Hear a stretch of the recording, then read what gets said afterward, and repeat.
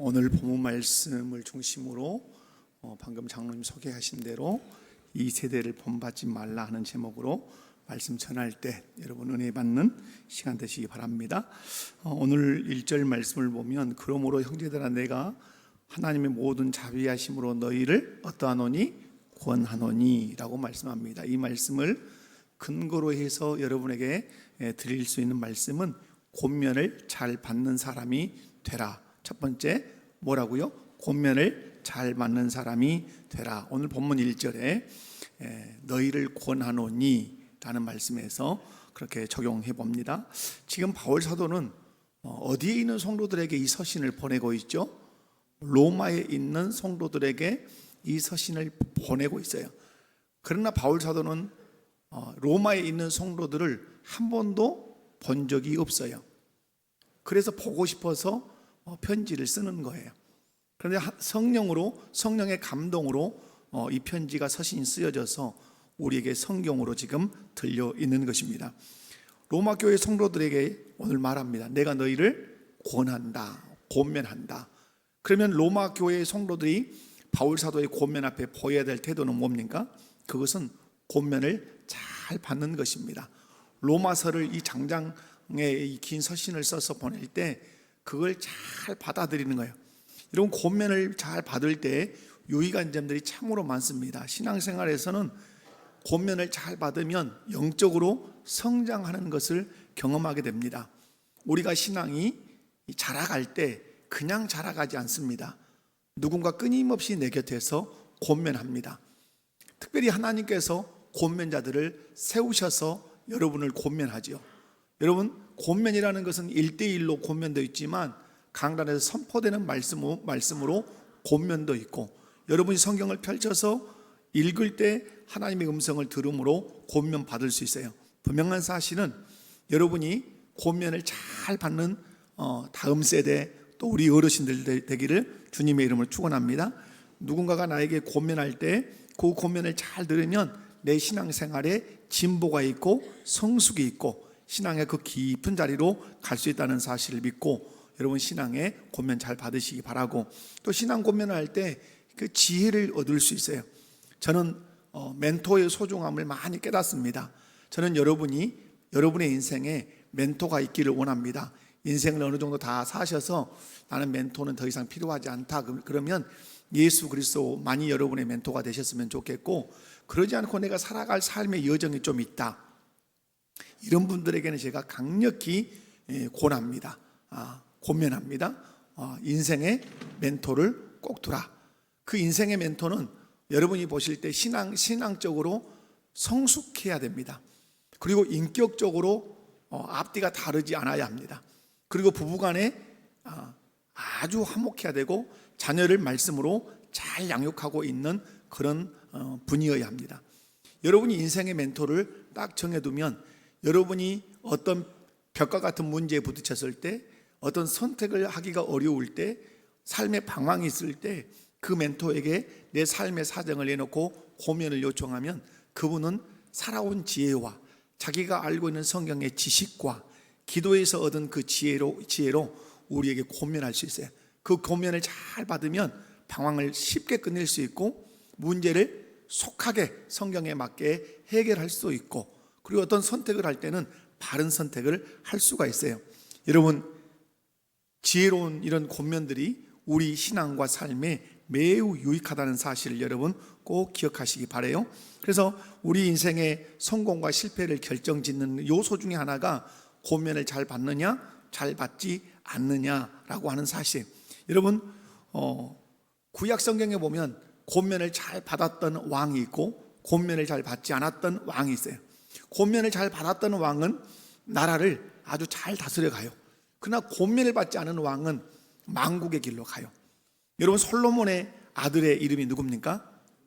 르호보암입니다. 그리고 솔로몬 시대에 이제 그 다윗 왕 시대와 솔로몬 시대를 거치면서 또 신하가 있어요. 여로보암이 있어요. 근데 여러분, 르호보암이 솔로몬이 죽고 나서 왕이 됐어요. 그러니까 공사의 좋은 감독관이 된 여로보암이 와서 말해요. 르호보암에게 백성들이 세금을 너무 많이 냅니다. 그리고 노역이 너무 많습니다. 이런 것들을 좀 줄여주시면 좋겠습니다. 이런 것들이 있죠. 그때 르호보암이 이제 조언을 듣습니다. 고면을 듣지요.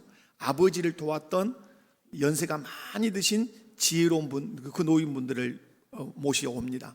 그들이 권면합니다. 그렇게 해주셔야 합니다. 그들을 섬기셔야 합니다. 그러면 그들이 왕을 더 잘 섬길 것입니다. 그리고 나중에 친구들을 불러서 권면을 듣습니다. 아니다. 아버지가 채찍으로 백성을 징치했다면 너는 정갈로 쳐서 더 강압적인 군주가 돼야 된다. 그리고 세금 그런 거 더 많이 걷어야 된다. 그걸 듣고 있던 르호보암이 두 권면을 중에서 어떤 권면을 택하죠? 젊은 친구들의 권면을 택합니다. 어쩌면 강력한 리더십이 있는 왕이 되고 싶은 욕망이 있었는지 모릅니다. 그것 때문에 이스라엘은 그 기점에서 분열 왕국의 길을 걸어갑니다. 남왕국과 북왕국으로 이스라엘이 분단이 되는 슬픈 역사를 가져오죠.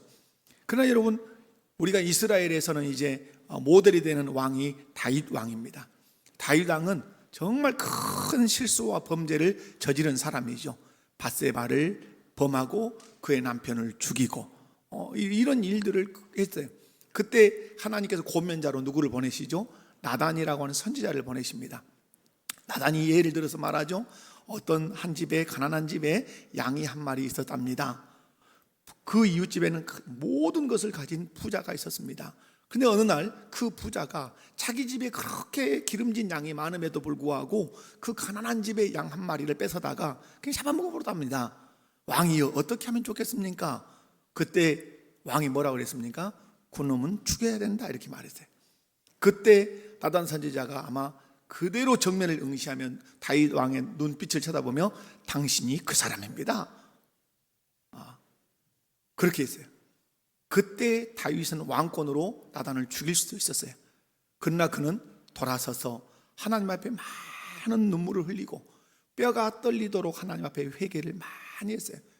그가 특별히 간구했던 건 뭐죠? 내게서 성령을, 하나님의 영을 거두지 마십시오, 나를 살려주십시오 하고 많이 울었어요. 그래서 하나님께서 그에 대한 벌은 분명히 받게 하셨지만 다윗을 용서하시고 다윗을 왕으로 살아가도록 은혜를 베풀어 주셨던 거죠. 여러분, 르호보암 얘기를 듣고 여러분이 다윗 왕을 들을 때 여러분은 어떤 사람이 되기를 원하십니까?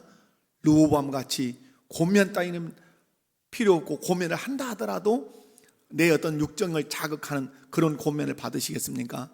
아니면 내 마음을 확확 찌르더라도, 아프게 하더라도 내 영혼과 내 삶을 유익하게 하는 그런 권면을 받으시겠습니까?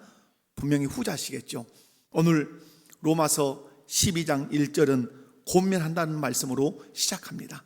그런데 시작할 때 어떻게, 하나님의 자비하심으로 너희를 권한다. 이 말씀은 어렵지만 풀면 그렇습니다. 하나님의 자비하심이 우리에게 너무너무 크다. 그 자비하심을 생각하면서 내가 너희에게 권면하니까 권면 잘 받아라, 이렇게 말씀하죠. 저는 우리 목포교회 모든 성도님들이 자녀들은 부모님의 권면을 잘 받고, 아멘, 성도들은 목회자의 권면을 잘 받고, 구역에서는 구역장 섬김이들의 교육 권면을 잘 받고, 그래서 권면을 잘 받아서 영적으로 성장하고, 그리고 지혜로운 성도가 되어서 하나님께 영광을 돌리는 복된 신앙생활 하시기를 주님의 이름으로 축원합니다. 뿐만 아니라 오늘 1절에서 또 살필 수 있는 것은 하나님께 자신의 삶을 드리는 예배자가 될 것을 우리에게 요청을 하십니다. 오늘 보면 1절 말씀을 보면 너희 몸을 하나님이 기뻐하시는 거룩한 산제물로 드리라, 이는 너희가 드릴 영적 예배니라. 이 말씀 하나로 보면 실상은 너희 몸을 드리라고 요청을 하고 있습니다. 너희 몸을 드리라. 그런데 뭘로 드려라? 하나님이 기뻐하시는 거룩한 산제물로 드려라. 이것이 너희가 드릴 영적 예배다. 그러니까 핵심은 뭐죠? 너희 몸을 드리라는 게 오늘 메시지의 핵심이에요. 사랑하는 성도 여러분, 우리 주님은 구원받은 저와 여러분에게, 그리고 로마에 있는 교회의 성도들에게 요청해요. 너희 몸을 드리라. 한번 따라서 해볼까요? 너희 몸을 드리라. 여러분, 예수님께서 십자가에 죽으시고 부활하셔서 우리를 구원하신 중요한 목적이 있어요. 여러분, 늘 제가 말씀을 드리지만 구원이라고 하는 것은 단편적으로만 생각하면 안 된다. 예수님이 왜 십자가에 못 박혀 죽으시고 3일 만에 살아나셨는가? 그러면 우리는 대부분 이렇게만 말해요. 우리를 죄에서 구원해서 어디 보내시려고? 천국 보내시려고 했다. 이것만이 정답이라고 생각해요. 물론 정답입니다. 그러나 그 외에 구원의 여러 가지 이유와 목적들이 있어요. 로마서 말씀을 자주 들지만 예수님이 왜 우리를 위해서 죽었다가 살아났는가?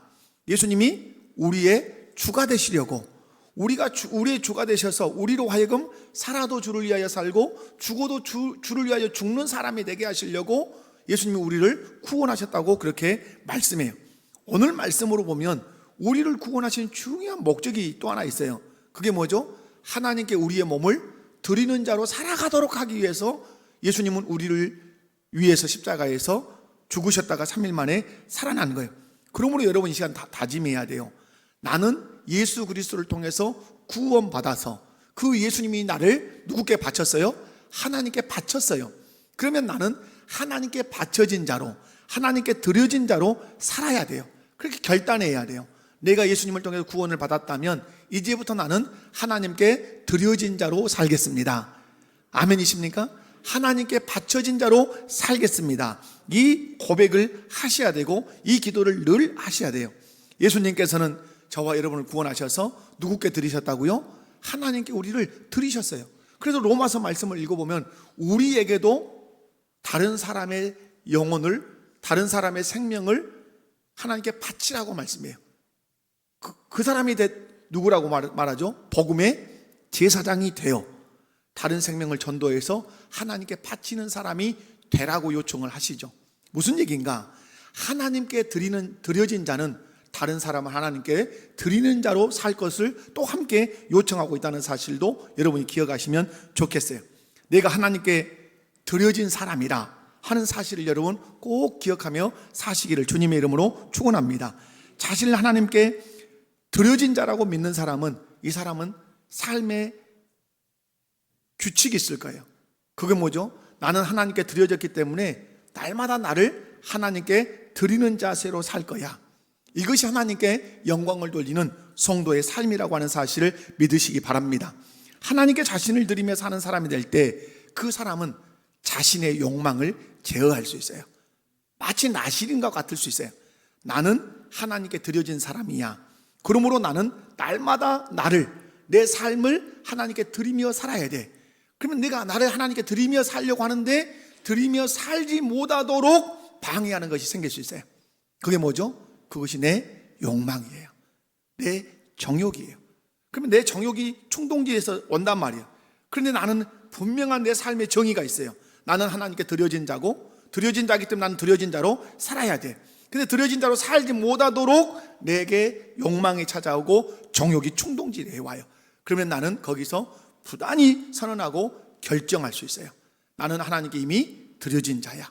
그리고 나는 드려진 자로 살아야 돼. 그러므로 나를 유혹해 오는 정욕, 나를 유혹해 오는 욕망, 너와 타협할 수 없어 하고 욕망을 제어하고 믿음의 길을 걸어갈 수 있어요.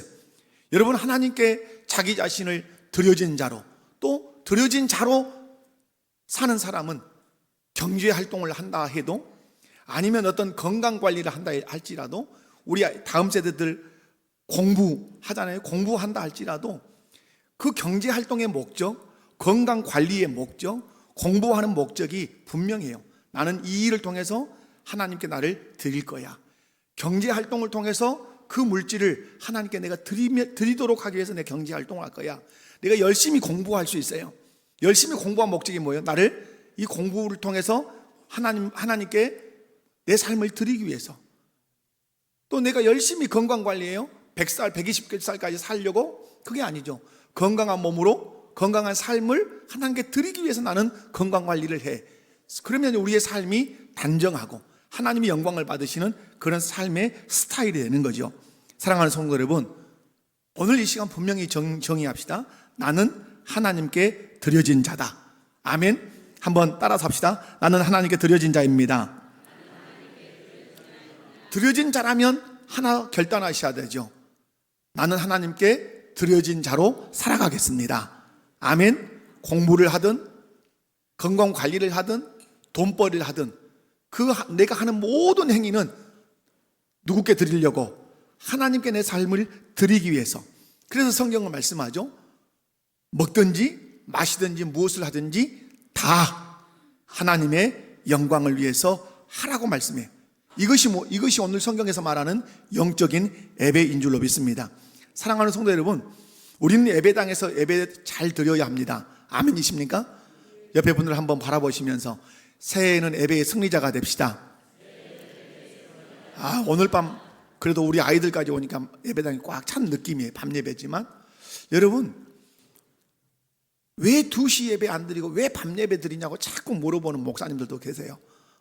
그러나 저는 확신이 있어요. 제가 오후 예배 설교 부탁을 받아서 이렇게 가보면 결코 오후 예배를 동의하기가 어려워요. 어떤 교회 장로님은 옛날 방식으로 왜 오후 예배 드리십니까? 그렇게 물어요. 그리고 얘기하다가 예배를 드리면 본인이 자요. 본인이 졸아. 오후 예배 드려야지 왜 저녁 예배 드리냐? 여기 지금 조는 분이 있습니까? 한 사람도 없어요. 어떤 예배를 받으실까요? 밥 이빠이 먹고 견디는 예배? 밥이 많이 먹었지만 소화시키고 눈 말똥말똥 뜨고 말씀을 잘 받는 그 예배 받으실까요? 여러분, 우리는 편리주의에 속아서는 안 돼요. 우리는 한없이 편하고 싶어요. 나중에는 여러분 오후 예배 안 드리면 어쩔까요? 이럴 수 있어요. 이럴 수. 여러분, 예배당에서 예배 잘 드리셔야 돼요. 그러나 예배당에서 예배 드려서 하나님이 주신 영적인 힘을 공급받았다면 여러분 삶의 현장에서도 예배를 잘 드리셔야 돼요. 제가 오늘 낮에 강구하면서 그런 강구 드렸죠. 청년 퓨전빌에 주차하는 것 할 수 있어요. 어떻게 하다 보니까. 근데 강구가 나갔어요. 그럼 그 다음부터는 어떻게 하는 거죠? 한다 하지 않는다. 그 주민에게 피해 주는 거 하지 않는 거죠. 그것이 그리스도인이 살아가야 할 삶의 규범이죠. 그것이 신앙 생활이죠. 우리는 신앙 생활을 자꾸 어디서만 생각해요? 예배당에서만 생각해요. 예배당 안에서만 잘하는 것이 신앙생활 잘한다고 생각해. 그렇지 않아요. 집에서 밥 먹을 때 기도하고 밥 먹는 거 신앙생활이죠. 아내와 이야기하고 대화하면서 화가 치밀어 오를 때 그 화를 하나님의 은혜를 구하며 꼭 누르고 아내를 인격적으로 대해주는 것, 그게 신앙생활이죠. 아내가 남편보다 훨씬 똑똑해서 남편을 가르치고 싶은 마음이 있어도 남편이 권위자인 줄 알고 그 권위 아래 순종하는 그 모습을 보이는 것도 신앙생활이죠. 우리 자녀들이 기고 나는 공부를 아무리 잘한다 할지라도 부모님의 권위 아래서 기쁨으로 머물고 부모님의 말씀에 기쁨으로 순종하는 것, 그것도 뭐예요? 신앙생활이죠. 학교에서 선생님 말씀 잘 듣는 것도 신앙생활이죠. 여러분, 이것이 오늘 본문에서 말하는 너희가 드릴 영적 예배예요. 예배. 여러분, 그래서 예배당에서 은혜 받으십시오. 아멘이십니까? 아주 이를 악물고 은혜를 받아야 돼요. 마치 아파트의 전기차에 전기 콘센트가 꽂혀가지고 막 충전하는 것처럼 여러분, 하나님께 여러분의 콘센트를 꼽아야 돼요. 그러면 은혜를 막 받아가지고 충전해가지고 어디로 가야 돼요? 세상으로 가요. 그 에너지를 다 쏟아서 방전이 될 듯한 모습으로 어디로 와야 돼요? 교회로 와야 돼요. 그리고 하나님께 보고해야 돼요. 하나님, 내가 지난 한 주간 동안 교회를 통해서 내가 은혜를 많이 받았습니다. 그 은혜의 힘으로 세상에 나가서 싸워서 승리했고 복음 전했고 다른 사람들이 나를 볼 때 그리스도인이라고 인정할 만큼 그렇게 살았습니다. 하나님 기쁘셨죠? 하나님 영광을 받으십시오. 그러나 이런 영역에서는 제가 또 넘어진 적도 있고 내가 양보한 적도 있습니다. 하나님, 이것을 굳세게 해주십시오 라고 다시 영적으로 충전받아서 세상에 나가서 또 승리해서 돌아오는 것, 이것이 우리의 삶의 예배, 하나님이 오늘 기대하시는 영적 예배임을 믿으시기 바랍니다. 그러므로 여러분, 오늘 말씀합니다. 너희 몸을 영적인 예배로 드리라고 말씀해요.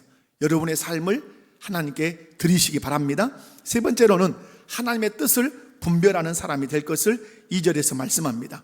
여러분, 여러 말씀을 하시죠. 2절 말씀에 보면 뭐라고 너희는 이 세대를 본받지 말고 오직 마음을 새롭게 함으로 변화를 받아 하나님의 선하시고 기뻐하시고 온전하신 뜻이 무엇인지 분별하도록 하라. 항상 중요한 건 뭐죠? 결론적 얻구가 중요한 거죠. 결론적 얻구. 앞에 1절에서도 똑같죠. 몸을 드리라는 것이 실상 결론적인 얻구죠. 영적인 예배지만 너희 몸을 드리라가 그러면 2절에서는 결론적 얻구가 뭐예요? 하나님의 뜻을 분별하라는 거죠. 분별하기 위해서 조건들이 앞에 붙어 있는 것이죠. 여러분, 하나님의 뜻을 분별하는 성도가 되시기 바랍니다. 회사에서 내가 뭐 과장으로 아니면 뭐 대리로 팀장으로 일할 수 있어요. 아무리 실력이 있어도 어떻게 일해야 되죠? 지시사항을 따라서 일해야 일 잘하는 사람이에요. 지시사항. 저는 시골에서 자라서 아버지가 어떤 일을 맡겨놓은, 이렇게 일을 해라 하고 맡겨놓고 가신 적이 있었어요. 근데 그걸 이제 5년이 숙지하지 못하고 일을 열심히 했어요, 나름대로. 근데 아버지가 돌아오시더니 이 녀석아, 이 일을 이딴 식으로 해놨냐고 책망을 막 하시는 거예요. 일은 뒤지라고 했는데 책망은 이빠이. 그러니까 기분이 어째요? 언짢은 거예요. 우리가 주님 앞에 섰을 때 그럴 가능성이 있어요. 그럴 가능성이. 오늘 우리가 하나님의 일, 하나님이 우리에게 맡기신 그 일들을 하려면 뭐 하라고 말씀하죠? 제일 중요한 것이 하나님의 뜻을 분별하라고 말씀해. 다시 말해서 1절에 우리 몸을 드리려면, 산제물로 드리려면, 영적 예배로 드리려면 중요한 것이 뭐죠? 하나님의 뜻을 분별해야 된다. 무슨 말이에요? 하나님의 뜻대로 살아야, 하나님의 뜻대로 살아야 그 예배가 영적인 예배가 되고, 뜻대로 사는 예배가, 뜻대로 살아야 우리 몸을 드릴 때 하나님 어떻게 하신다? 받으시는 것이 된다는 그런 말씀이죠. 하나님의 뜻을 분별해야 하나님의 뜻대로 살 수 있을 줄로 믿습니다. 오늘 보시면 하나님의 선하신 뜻, 하나님이 기뻐하시는 뜻, 하나님의 온전하신 뜻, 이 뜻을 발견해라. 발견해서 어떻게 해라? 하나님이 기뻐하시는 삶을 살아서 너희 몸이 산제물이 된 영적 예배가 되게 해라, 이 말씀이죠. 그렇다면 하나님의 뜻을 분별하기 위해서 우리가 어떻게 해야 되죠? 그게 이제 2절 서두에 나오는 거죠. 이 세대를 본받지 말고 오직 마음을 새롭게 함으로 변화를 받아야 우리가 할 수 있는 것이 뭐다? 하나님의 뜻을 분별할 수 있다. 여러분, 하나님의 뜻은 그냥 분별되는 것이다? 아니다. 그냥 분별되는 게 아니란 말이에요. 어떤 조건이 있다는 거죠. 하나님의 뜻을 분별하지 못하도록 방해하는 것이 있는데 그것이 무엇이다? 이 세대다, 이 말이에요. 이 세대에 푹 빠져 살면 우리는 하나님의 뜻을 분별할 수 없어요. 여러분, 우리 그리스도인들이 본받지 말아야 할 것이 뭐라고 말씀하죠? 이 세대라고 말씀해요. 너희는 이 세대를 어떠하지 말고 본받지 말고. 우리는 나름대로 앞에 모델을 정해놓고 그것을 보고 배우면서 따라갑니다. 여러분, 우리 다음 세대들이 지금 와 있기 때문에 남자 아이들은 가정에서 아버지를 보고 아버지를 배웁니다. 남편을 배웁니다. 중요한 얘기입니다. 가정에서 우리 남자 아이들은 아버지를 보고 아버지 상을 배우고 남편 상을 배웁니다. 그것을 뛰어넘기는 어렵습니다. 자, 아버지가 맨날 게으르고 그냥 집에서는 그냥 누워서 텔레비나 보고, 그냥 나이가 들었어도 그냥 게임 컴퓨터 앞에 앉아서 맨 게임이나 하고, 그러면 아이는 어느 순간에 철이 들어가면서 아버지에 대한 존경심이 점점 사라집니다. 가장 안타까운 어른은 뭐죠? 가장 안타까운 어른, 자식이 아버지를 염려하면 그건 가장 안타까운 아버지예요. 자녀가 성장했는데 아버지가 컴퓨터 게임을 막 하는 걸 보면 아들이 말은 하지 않지만 한심하다. 계속 아버지가 유튜브나 식탁 위에 올려놓고 계속 밥 먹으면서 계속 유튜브나 보고 가족과 대화는 일치하지 않으면 아이가 그런 아버지가 되든 그런 남편이 되든, 아니면 후에 우리 아버지는 한심하다 이렇게 되든, 이런 방향으로 갈 수밖에 없어요. 그러므로 아버지 교육은 여러분이 어디서 받습니까? 학교에서 받았습니까? 제가 여러분 결혼해 보니까 남편이더라고요. 근데 집에서 남편은 이런 거다, 우리 아버지가 가르쳐 준 적도 없고, 초등학교에서부터 대학교까지 대학원까지 나와서도 남편은 이렇게 하는 거다 가르쳐 준 적 없었어요. 결혼해서 아들 딸 낳았잖아요. 그러면 아버지는 이렇게 하는 거다, 저희 아버지가 뭐 특별하게 가르쳐 준 적 없어요. 여러분, 그런데 아버지 노릇을 하는 것이고 남편 노릇을 하는 것이에요. 그러므로 아버지는 아주 중요한 거예요. 또 다른 아버지를 만드는 것이고 또 다른 남편을 만드는 장본이 누구다?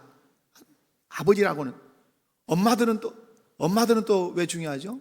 엄마는 아들에게서는 아내 상을 보여주는 것입니다. 아내 상. 나는 우리 엄마와 같은 아내를 내가 선택해야 되겠다. 근데 엄마가 아빠와 너무 싸우는데 싸나와. 엄마가 징그럽게 싸놓고 막 육두문자도 하고 막 열이 받치면 막 확 소리도 지르면 나는 저런 여자를 만날 것 같으니까 결혼을 좀 생각해 봐야 되겠어. 결혼을 고려해 봐야 되겠어. 결혼을 왜 안 하는가가 멀리 있는 것이 아니라 누구 보고 아들이 결혼 안 한다 그러는 거예요? 엄마를 보고 결혼을 안 한다고 하는 거예요. 누가 아내상을 만들어주는 거죠? 엄마가 아내상을 만들어주는 것이에요. 또 엄마는 딸에게 어떤 상을 가르쳐주는 거죠? 어머니상과 엄마상을 계속해서 가르쳐주는 거예요. 그러므로 여러분이 기억하실 것은 이 세대를 오늘 성경은 본받지 말라 그래요. 이 세대. 여러분, TV는 이 세대를 가르칩니다. 쉼없이 이 세대를 가르치는 것이 여러분이 들고 있는 핸드폰에 있는 유튜브, 그리고 인스타, 여러 가지 것들이에요. 영화, 드라마, 이 세상을 계속해서 이 세대의 가치관을 주입시켜줘요. 여러분, 세상 사람들이 가지고 있는 가치관은 실상은 많지 않고 딱 3가지밖에 되지 않습니다. 요한일서 2장 15절에서 17절 말씀인데요, 이생의 자랑과 안목의 정욕과 육신의 정욕이, 이것이 세상 사람들의 삶의 동기이면서 목표점이라는 사실을 기억하실 필요가 있어요. 여러분, 오늘 주님 말씀합니다.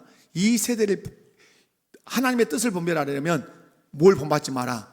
이 세대를 본받지 마라 그래요. 그리고 어디를 새롭게 하라고 말하죠? 마음을 새롭게 하라고 그래요. 여러분, 마음을 새롭게 하는 길은 어디가 있을까요? 마음을 새롭게 한다. 나 이제 이렇게 안 살 거야. 나는 하나님이 기뻐하시는 대로 살 거야 라고 마음을 새롭게 하는 그 방식은 뭐가 있을까요? 그것은 삶의 원리를 굳게 세우는 거예요. 아내를 대하는 내 삶의 원리는 나 이렇게 할 거야. 이렇게가 어디서 나와야 되죠? 성경에서. 내가 남편을 대하는 원리는 성경에서 말씀하는 대로 내가 대할 거야 하고 원리를 굳게 세우는 거야. 그 원리를 굳게 붙들고 그 원리를 내 마음 가운데 끌어들이면 내 마음이 새로워지는 것이에요. 내 마음이 삶의 원리로 내 마음이 새로워지면 그 사람의 삶 자체가 새로운 삶이 되는 것이에요. 왜 우리가 예수를 믿으면서도 새로운 삶이 되지 않는가? 예수는 믿어서 목사까지 되고 교회 안에서 이런애 저런애 할 수 있어요. 그러나 삶 자체가 새로워지지 않은 이유가 뭘까요? 삶의 원리가 새로운 것으로 바뀌지 않으니까 그래서 행동이 바뀌지 않는 거죠. 새로운 삶이 안 되는 거예요. 그러므로 여러분이 마음을 새롭게 하려면 성경에서 삶의 원리를 가지고 오셔야 돼요. 자녀를 대하는 원리를 성경에서 가지고 오시고, 아내를 대하는 원리를 성경에서 가지고 오시고, 남편을 대하는 원리를 성경에서 가지고 오시고, 교회를 대하는 원리를 성경에서 가지고 오시고, 목회자를 대하는 원리를 성경에서 가지고 오시고, 그리고 그 원리를 마음에 딱 새기고 그 원리를 붙들고 살면 여러분의 마음도 새로워질 뿐만 아니라 여러분의 삶도 새로워질 줄로 믿습니다. 그것이 하나님이 받으시고자 하는 여러분의 영적인 예배라고 오늘 성경이 말씀해요. 말씀 맺겠습니다. 권면을 잘 받는 성도가 되면 영적으로 성장할 것이다. 그리고 지혜로운 성도가 될 것이다. 그리고 그 사람이 하나님이 기뻐하시는 그런 산제사의 삶을 살게 될 것이다. 그 다음에 하나님께 자신의 삶을 드리는 예배자가 되라. 우리를 구원하신 목적이 뭐예요? 천국 가게 하는 것으로 끝나는 것이 아니라 우리를 하나님께로 드리는 자로 날마다 살아가도록, 내 삶을 하나님께 날마다 제사가 되도록 드리면서 살도록, 예배당에서 예배뿐만 아니라 삶의 예배도 매우 중요하다. 뿐만 아니라 이런 삶의 예배를 하나님이 받으시도록 우리가 드리려면 뭐가 필요하죠? 하나님의 뜻을 분별해야 되죠. 하나님의 뜻을 분별해서 이것이 하나님의 뜻이구나 하면 우리는 거기 올인해야 되죠. 그렇게 할 때 하나님이 우리의 삶의 예배도 기뻐 받으시고 우리에게 은혜와 복도 주실 줄로 믿습니다. 여러분의 삶의 원리를 다시 한번 정립하십시오. 삶의 원리를 성경에서 끄집어 와서 원리를 굳게 세워서 변화된 삶을 살아 하나님께 영광 돌리시기 바랍니다. 자비로우신 아버지 하나님 감사합니다. 이 세대를 본받지 말라고 하는 이 로마서 12장 말씀은 수없이 듣고 또 목회자들은 수없이 강론하는 말씀입니다. 하나님 오늘 부족한 종이 이 말씀을 선포했습니다. 하나님의 말씀에서 나오는 권면들을 잘 받아들여 영적으로 성장하게 알려주시고 지혜로운 삶을 살아 영적인 예배자가 되게 하여 주시옵소서. 우리 몸을 하나님께 드리게 하여 주옵소서. 예수님께서 나를 구원하셔서 하나님께 바치신 바 되었사오니 나도 바쳐진 자로 드려진 자로 오늘 하루 살아가게 하여 주시고 하나님께 드려진 자로 살아가기 위해서 선하시고 기뻐하시고 온전하신 뜻이 무엇인지 분별해서 그 뜻이 하나님 기뻐하시는 뜻이다, 온전하신 뜻이다 라고 확신된다면 그 뜻에 올인해서 하나님의 뜻을 이루어 하나님께 영광을 돌리는 영적 예배자 되게 하옵소서. 감사합니다. 예수님의 이름으로 기도하옵나이다. 아멘.